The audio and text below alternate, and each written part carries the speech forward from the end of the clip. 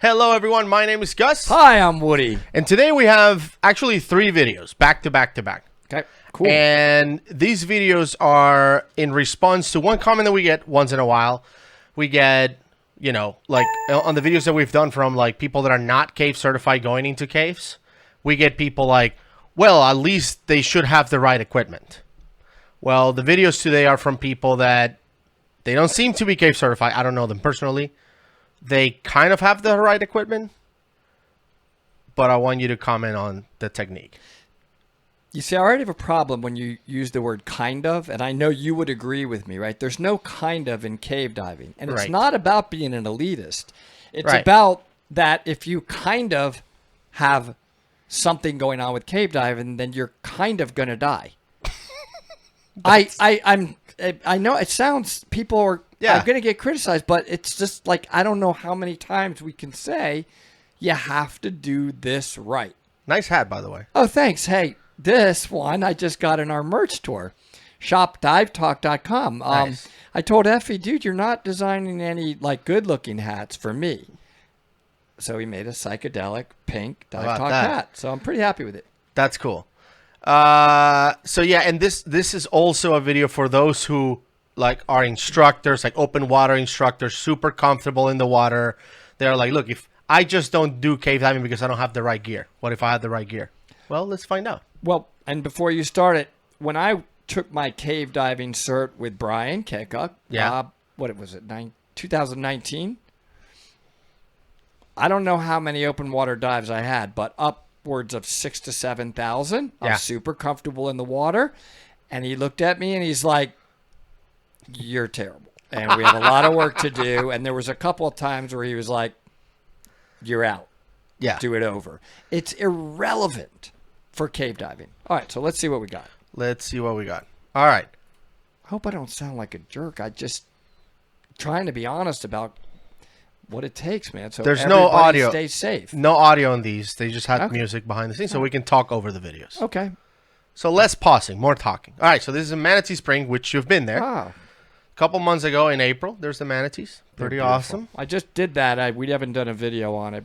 I did take video. They are deceptively big. Like, when you swim by them, they look like a refrigerator. They're so massive. On video, they don't look that big. But in person, they're huge. And they a lot of times about babies with them, but they just sit there. And that's that's why they're protected. They're highly protected because they just sit there. And they will go shallow, and they're not afraid of boat props. You see him right there? Imagine if a boat is flying by when he's like that. Just chops him up. So you'll look at his back. You see the scar on his back? Yeah. That's from a prop. Yeah, look at that thing. That's from a propeller. Yikes. And that's why they... Okay. Well, what do you see in this video? A lot of hand movement. But, I mean, that... What about the hose? Well, one thing is that... Look at the hose. You're not allowed to scuba dive in Manatee Springs. No, you have to get special permission. What is that hose? No, I just now noticed that. Okay, let's stop for a second. Because I don't want to just say, look at the hose, because why? You say, why in the world would Gus and I be like, you know, and we get criticized for laughing, and it's laughing out of, sometimes for me, it's nervousness, like, this is insane. Why? Why? Why is that insane? Well, when you are a cave diver, it is paramount that we are streamlined, that we don't have stuff dangling all over the place that can get caught in things, especially if you're an open circuit diver like these guys, which happen to have doubles in their back. So I don't know where they picked them up. But the hose routing is a little... There's no routing. Now, why are they... But I don't see any cave diving, even in this environment, right there, that they're in right there. That's really, really dangerous. Same thing I just told you. There are boats above you in Manatee Springs. I mean, those hoses are like a foot from the surface. So. Okay. I'm going to give a little compliment. They're neutral. They're not all over the bottom so far. That's a good thing. Flow. Okay.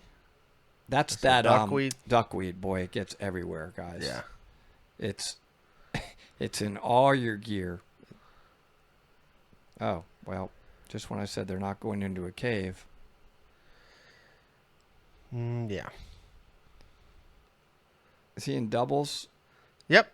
He's in doubles. So I don't know that he's not cave certified. I do think I saw multiple lights,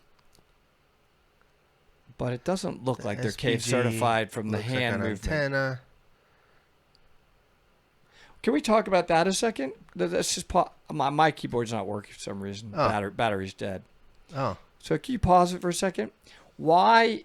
Another thing that comes up a lot are comments where we are critical of this. You saw them doing that, and because a lot of people are new divers and they may benefit from this. You know, why are we, especially as it relates to cave diving, why is this something we're constantly trying to work on with people? And by the way, it takes some time to get rid of that. Right. That's okay. When I first was cave diving, I was doing a little bit too much of that because, you know, used to the big open waters. So what's the problem with a little bit of that in caves? Well, I mean, a variety of reasons, but the one thing is that obviously we use our hands to carry lights for communication. Yes. So we don't want to use our hands and shake our lights because it looks like we're having a problem constantly. So if you then have an actual problem, nobody believes you because you've been shaking your light the whole dive. And plus, it is hard to control. Like, we have the front kicks when we do it with the fins to prevent the silting, but with hands, there's no front handing. That's not a thing. This in a cave, that little movement in a cave, the person behind you just got a big poof. Yep. Some of the caves don't have flow. Many of them actually don't have flow. So that silt, that poof, could be there every bit of 24 hours. And, you know, affecting visibility in a cave, it's dangerous. I mean, we don't lose the line, but still, that is a dangerous thing. So we don't want hand movement, and it does take practice, even for old divers, to get rid of that. I still do it once in a while. If I see that I'm going to hit something, and something move. Yeah, but don't rely on it as your primary mode of transportation through the water. All right. By the way, those catfish always follow the lights all the way back with us into the cave. That's what they're doing. They come all the way back in the cave with the divers. Duckweed. Yeah. Okay. So these guys... Was that the first video? That was the first video. Okay, so we're rolling just on. to give you an idea of what to expect. So here, most of the diving they did was in open water, maybe cavern. It didn't look like... I mean, you can see there's a little bicycle clicking there. It didn't look like they are, going into the cave that much. So that's good. And Manatee's that crystal clear water, huh? It's amazingly crystal clear. And that area where they're in, by the way, when I was there, they told us it was highly illegal to scuba dive with the manatees. And you're not even allowed to go underwater when you're snorkeling, free dive down to the manatees. It's that strict. They only want you on the surface snorkeling, no reaching out and touching, no moving when the manatee is coming. If the manatee, which they will, it's kind of cute, comes up to you and they'll almost like kiss your face. They touch your mask. You're just sitting there. That's okay. Mm-hmm. They're the babies. They come right up to you. They're like touching you. They're so curious, but you can't reach out. You can't dive down. Just a little information of how protective they are of these totally docile species. Yep, awesome. So then they went and took their gear and those skills to Little River. Now that's a major league cave. That Little River is in High Springs, Florida. High flow. You're in the cave zone pretty quickly because what happens is the entry into Little River is a cavern like always, but then you spiral down to get into the cave. And so imagine a spiral. After the first loop of the spiral, you're already probably not seeing light. At least on the second spiral, I would say no more light. Well, It's a spiral, so dangerous. And you know that area where we staged tanks last time, which is like, I don't know, 30 feet or something. Like, that is where the goal line starts. That's where we set up our tanks. When you come out of that, like on the way out, come out of that to get to a point where you can decoy and stuff, that is really disorienting. Like, you come out and there's like all of these holes and cracks that you can get through, which is where we go because we want to decoy on a spot that, you know, away from the flow. But you can get pushed into one of these areas, you know, if you don't know what you're doing. Absolutely. So, yeah, so these guys win there. Those outcrops that you're saying can turn back into a cave. Yep. Meaning there's no light.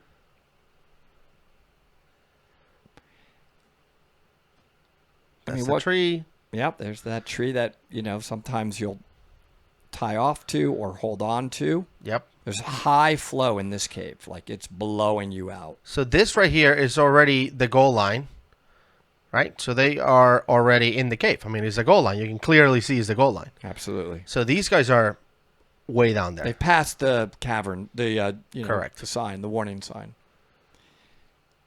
Now, I don't know if they went all the way to where, like, the goal line starts and they're, like, shining in, but it seems like they're pushing in and pushing in. And you can see the flow is coming at them. The particles in the water are coming at them. So they're just pushing in and in and in into this cave.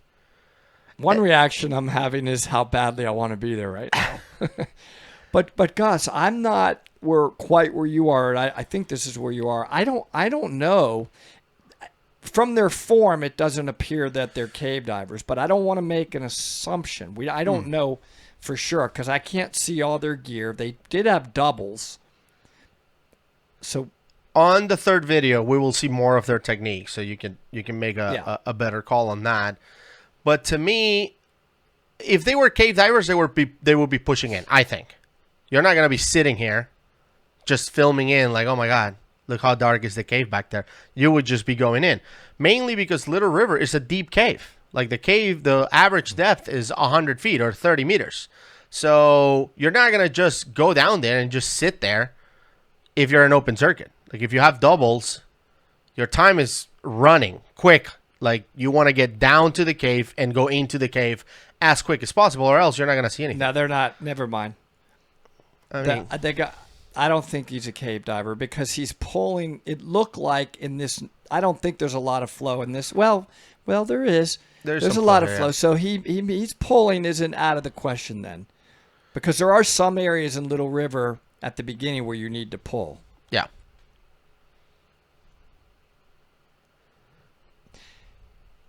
You know, you might ask, what's the big deal pushing in a little bit when I'm right on the line, even if I'm not a cave diver? That would be a logical question to me. My answer is, as long as nothing goes wrong, it seems like it's not a big deal. Yep. But till the flow pushes you into a hole and you lose the line, you have no idea how to get back into the line, and then you drown. Exactly. I mean, look, this is the place where the cave goes straight down into 100 feet. The corkscrew that we love to do on the DPV. These guys are all the way to the corkscrew. That's cave. Like, there's no light. No question. Yeah. This is not like, oh, they were on the cavern zone. No. That's the cave. I don't remember that metal thing sticking out, but anyway. They keep pushing it. And my fear is if they're posting videos and all of that, the fear is that they are getting more confident. Like, we can keep going. Like, this is a no-brainer. Or other people do the same. Follow the line. Dude, it's not that hard. And the title of their video says cavern diving, and we know what's up. Yeah, I mean, we do sound like, I mean, I'm sort of trying to sit back and think about how we sound, and it does sound very elitist. I will admit that. It does. Like, oh, you think you're so good that we can't go a little bit further in, and, you know, you have... And, you can always do anything honestly, once. That's what we were taught That's where we see all the fatalities that we're reacting to are those that are saying, I only was going to do a little. And deal. Gus's point is spot on. Then they get confident and they go back and they do a little more. So it's that confidence, that false sense of confidence that's so dangerous. Yep. That I'm not going to change my view on they should not be outside of that cavern zone. Yeah. And cavern instructors will actually say not even to go into a cavern without cavern training. Yep. So then they went to Little River. They did what they did there, made it out, thankfully. So they said, no, we need a little bit more practice. Let's go to Peacock. So they went to Peacock Springs, which is also a cave, although there's a little bit of a cavern zone. And they started practicing and filming themselves. So let's comment on that.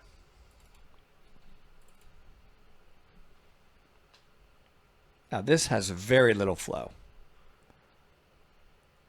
Yeah, I don't think that they're cave. I don't. That Dude. flutter kicking would Flutter kicking at Peacock. and no, that would be a big problem. Big with any cave instructor and your hand movement. Hands, light dangling. Light dangling. That's funny. They're in the line. I mean, you can see the line. These guys are in the cave zone. This is not cavern diving. This is so dangerous, man. It's crazy. They could easily silt that out. I mean, look at the computer or the SPG just hanging there. And I just guess they don't know because they're not cave certified how dangerous. Okay, that's frog kicking. Well, no, I mean, I'm not going to be super trying. critique on, is it a perfect frog kick, but that looked better. That looks better.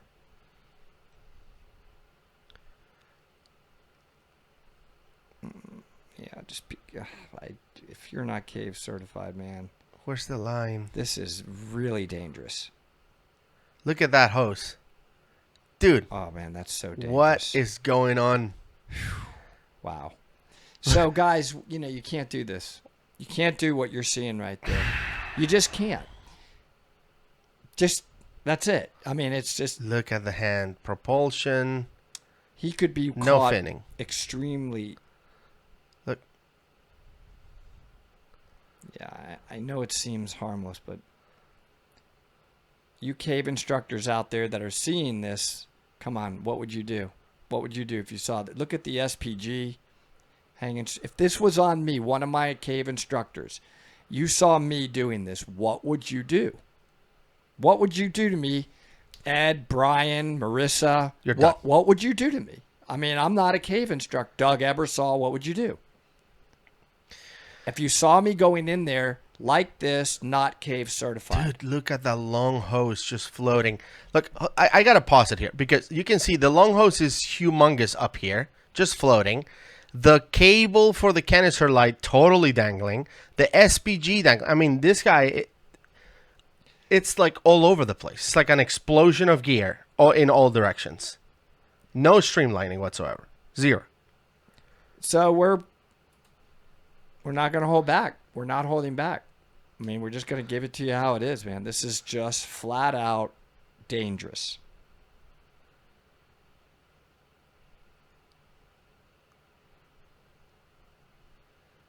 I'm surprised these guys posted this, honestly. Did they have a YouTube channel? Was that where it was posted? Yep, they have 4 subscribers. Okay. Was there a lot of comments on it criticizing them for this? No, I don't think so. I mean, I don't know what the mission is, obviously, of the YouTube channel, but I mean, this is the tanks are sideways.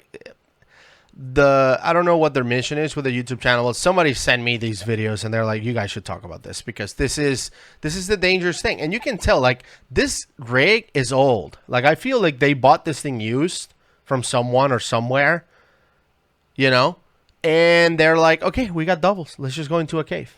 How hard can it be?" I'm pretty good at diving. We're totally unified, Gus, on this. I mean, there's nothing for me to add. It just builds this crazy false sense of confidence, and they could really get themselves in big trouble. Does look like they may be in. I don't know what that light is to the left. No, if that's a light. artificial or cavern. There's a goal line. This is cave. Yeah, There's no goal line in the cavern. No, they're in a gold line.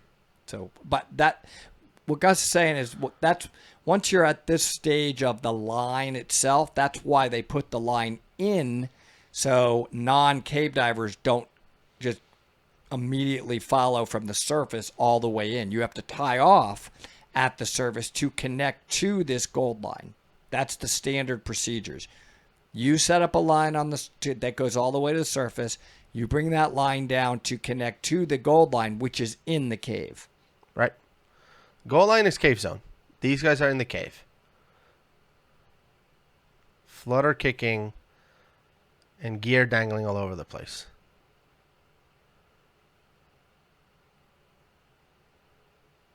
The second guy should get cave certified. His technique he's much better than the first guy.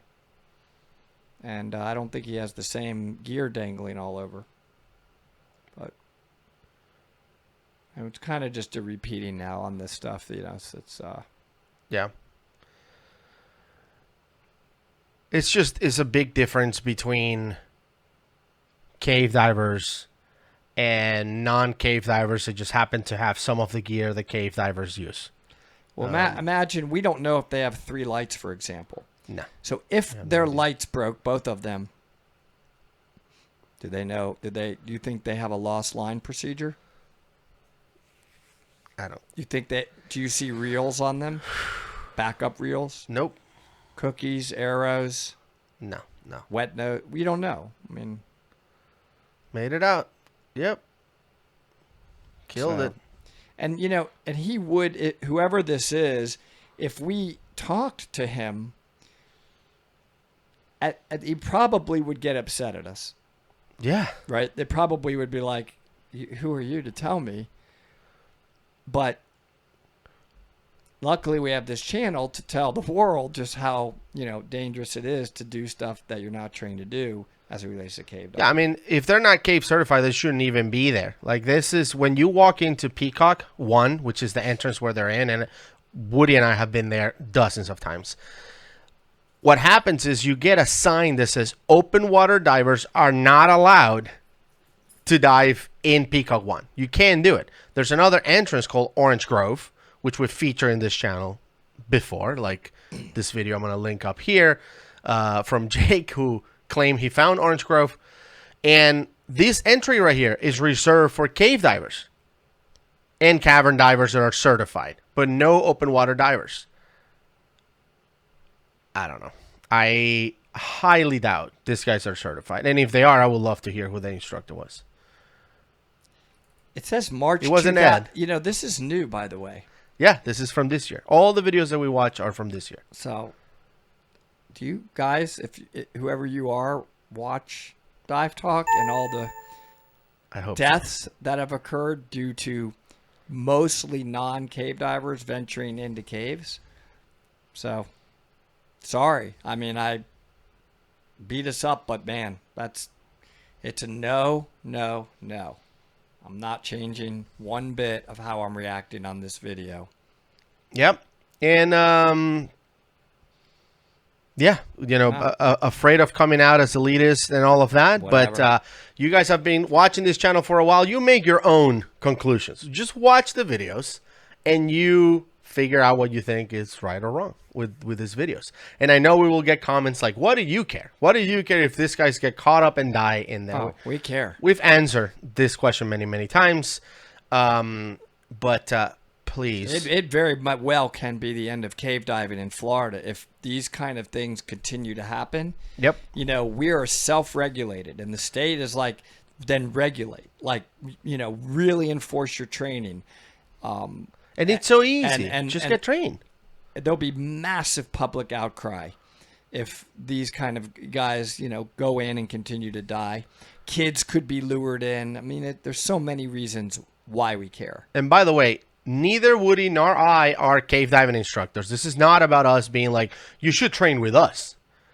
If we don't certify you, then you're wrong. That's not what we're doing at all. We can't even certify people to be cave divers. Nope. So all we're saying is if they have a passion for it, which they seem to they have a passion for it, go get certified.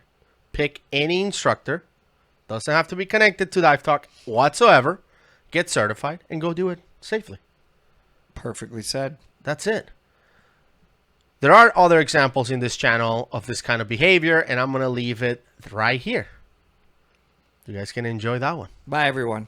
We'll see you on the next one.